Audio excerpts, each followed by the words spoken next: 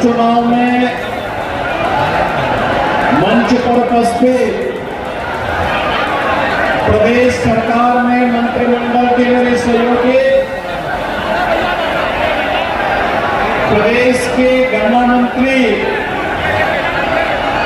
चौधरी लक्ष्मी नारायण जी, प्रदेश के बेसिक शिक्षा विभाग के मंत्री श्री संदीप सिंह जी, क्षेत्रीय अध्यक्ष श्री दुर्गेश सिंह साक्य जी, क्षेत्रीय प्रभारी श्री संतोष सिंह जी, प्रदेश के उपाध्यक्ष दिनेश शर्मा जी, जिला के अध्यक्ष कृष्णपाल सिंह जी, माननीय सांसद सतीश गौतम जी, श्री अनूप वाल्मीकि जी, माननीय विधायक श्री जयवीर सिंह जी, रविंद्र पाल सिंह जी, अनिल पराशर जी, श्रीमती मुक्ता संजीव राजा जी, श्री राजकुमार सहयोगी जी, मानवेंद्र प्रताप सिंह जी, ऋषिपाल सिंह जी, राजेश चौधरी जी, CRP सिंह जी और भारतीय जनता पार्टी के हमारे लोकप्रिय प्रत्याशी श्री सुरेंद्र दिलेर जी से जुड़े हुए मेरे सभी उपस्थित बहनों और भाइयों, मैं सबसे पहले आप सबका मैं अभिनंदन करता हूं कि दोपहर 12 बजे से आप लोग यहां पर खड़े होकर के सुरेंद्र दिलेर को तो अपना आशीर्वाद दे ही रहे हैं, लेकिन इतने उत्साह के साथ आपने मेरा इंतजार किया है। बहनों भाइयों, मैं भी प्रातः 9 बजे वाराणसी में चल करके पहले फूलपुर गया हूं, फूलपुर से कानपुर आया हूं और कानपुर से अब मैं आपके बीच खैर में आया हूं। मैं तो आज केवल आपसे एक अपील करने के लिए आया हूं, अलीगढ़ भूला नहीं होगा, अलीगढ़ को भूलना भी नहीं चाहिए।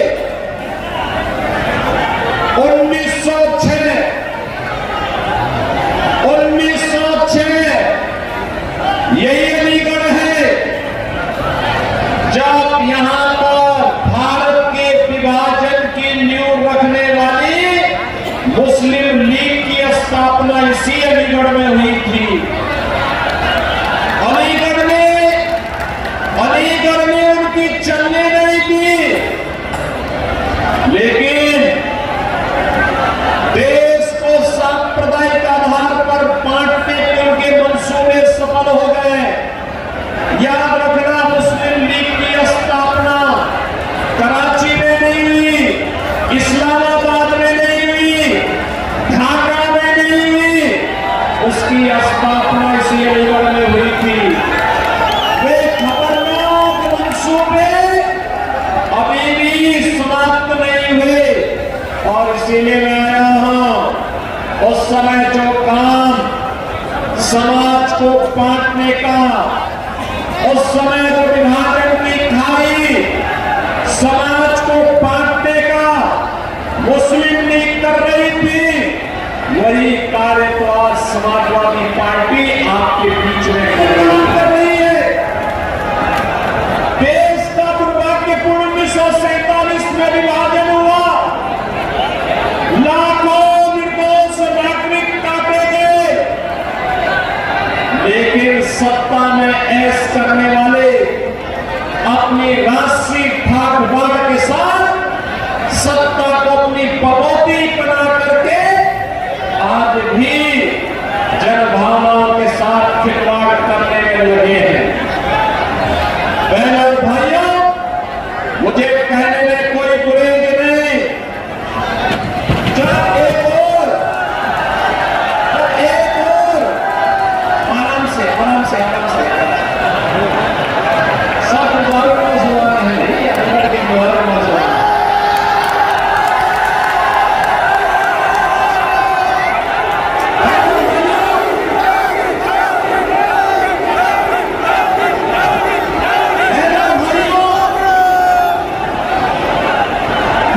सबसे यही कहने के लिए आया हूं, जो काम मुस्लिम लीग ने किया था वही काम आज समाजवादी पार्टी कर रही है। इसलिए इनके मंसूबों को हमें सफल नहीं होने देना है, सफल नहीं होने देना है। याद करिए 2017 के पहले के उत्तर प्रदेश में यहां करना होता था, कर्फ्यू लगते थे, विकास के कार्य ठप पड़े हुए थे, बेटी और बहन की सुरक्षा खतरे में थी, नौजवान के रोजगार पर डकैती डालते थे, गरीब के हक पर ये लोग उसको छीनने का कार्य करते थे। 2014 में श्री नरेंद्र मोदी जी का यशस्वी नेतृत्व देश को प्राप्त होता है। मोदी जी के नेतृत्व में आज जो नया भारत हम देख रहे हैं, यह भारत बिना भेदभाव के शासन की योजना का लाभ हर गांव को, हर गरीब को, हर किसान को उपलब्ध कराने का कार्य करता है, बिना भेदभाव के उपलब्ध कराता है। आज देश की सीमाएं सुरक्षित है, देश के अंदर आतंकवाद समाप्त हुआ है, नक्सलवाद अंतिम सांस गिन रहा है। बहनों भाइयों, मिशन रोजगार के अंतर्गत हमारे नौजवानों को सरकारी नौकरी मिल रही है, तो हमारा आज का नौजवान अपना स्टार्टअप स्थापित करके रोजगार का सृजन भी कर रहा है।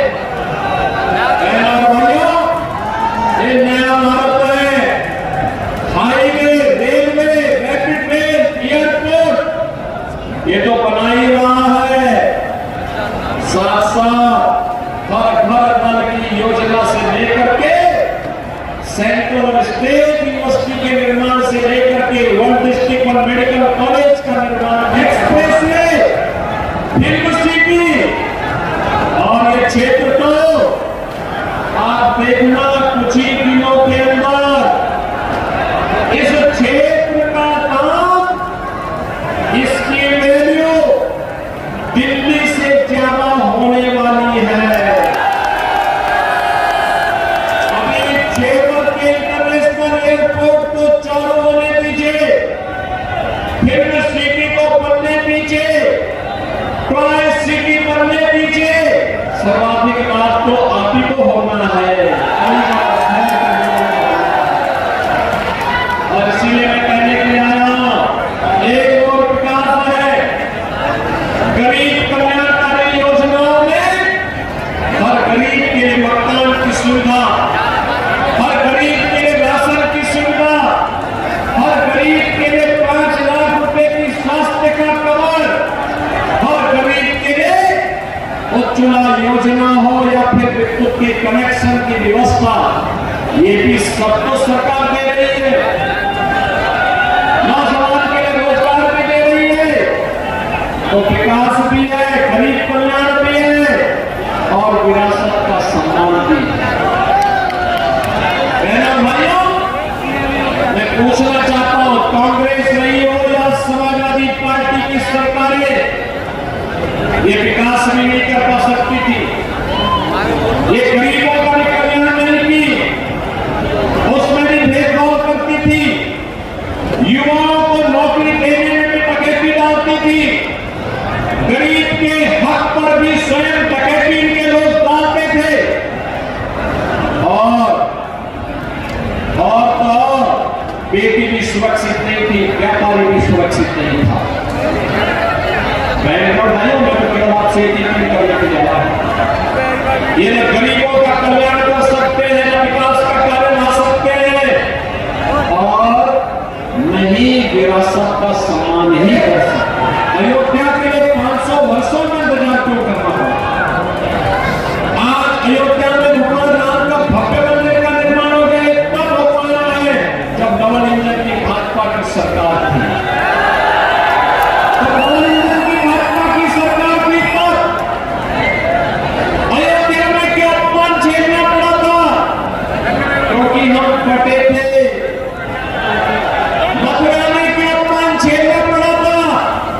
हम बटे थे। काशी में क्यों अपमान झेलना पड़ा था? क्योंकि हम बटे थे। और बहनों भाइयों, 1947 में 10 लाख से अधिक हिंदुओं को क्यों कटना पड़ा था? क्योंकि हम बटे थे। और इसे मैं आपसे कहने के लिए आया हूं, अब बटना नहीं है, बटेंगे तो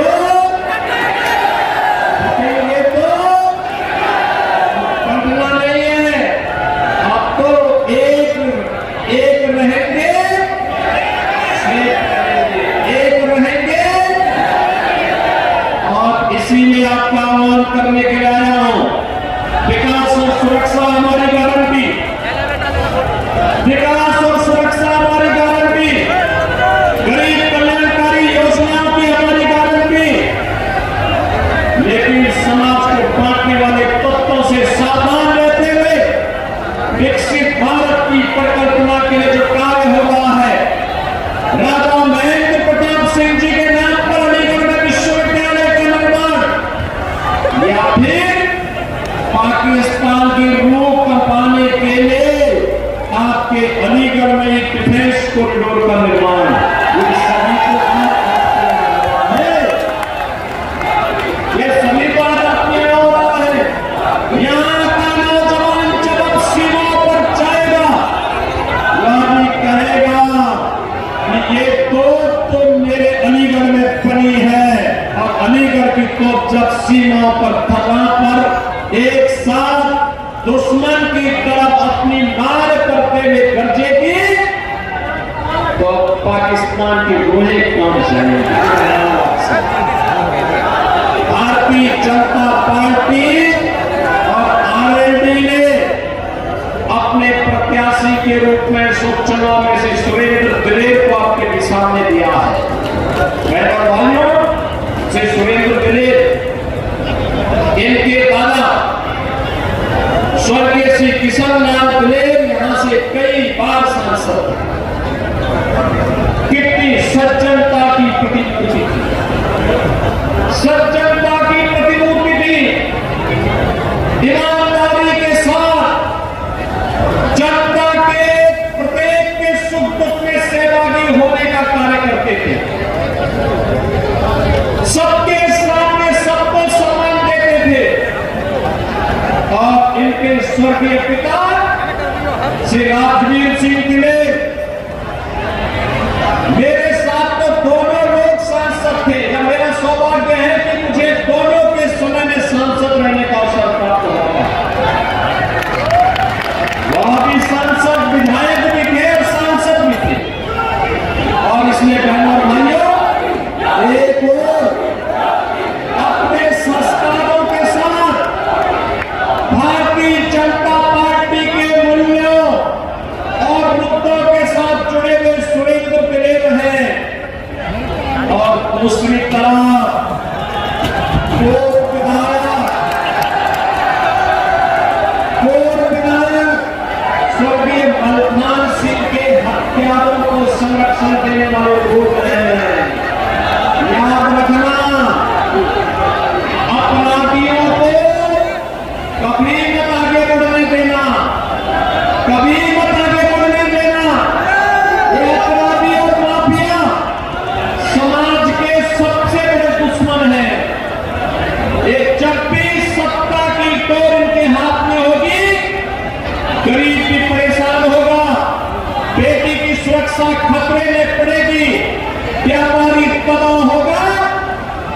विकास बाधित होगा।